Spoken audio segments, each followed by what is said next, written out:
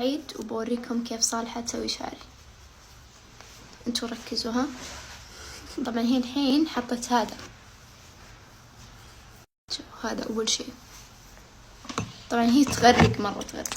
لازم شغلنا نحن الكيرلي ما تقدري تحطي له شوية لأنه الشعر يمتصه. شوفوا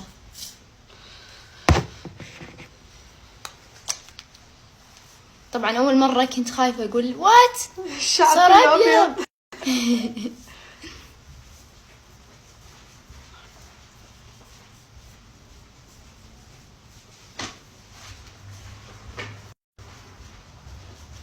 ركزوا بالسنابات، لا تسألوني أبدا. حيرجع يسألوا كان متأكدة. شوفي تقدري تخليه زي كذا خلاص وهو بينشف لحاله، حتى الأبيض ده بيروح، فهمتي؟ وتقدري تسويه زي ما سويته المرة الأولى، زي كذا كنت تسوي له زي كذا. يلا عيدي وريهم كيف. زي كذا أمسك الخصل وزي كذا قاعدة أسويه.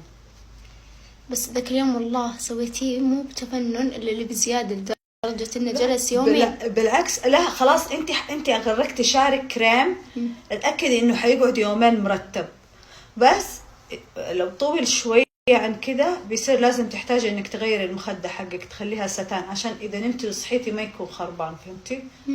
الحرير يحافظ عليه ما يخليه يخرب.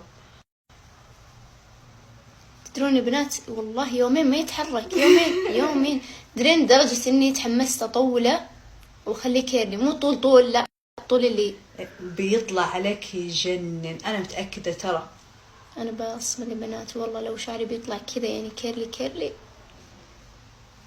انت تاخذين خصلة صح؟ اي كذا يعني عشوائي، ماني قاعدة اخذها مرتب، بس انه عشان خلاص ياخذ شكل البرمة. بنات ركزوا، شوفوا كيرلي هنا لا هنا لسه ما سوينا. طبعا صالح المنقذ. يما شوفوا كيف وربي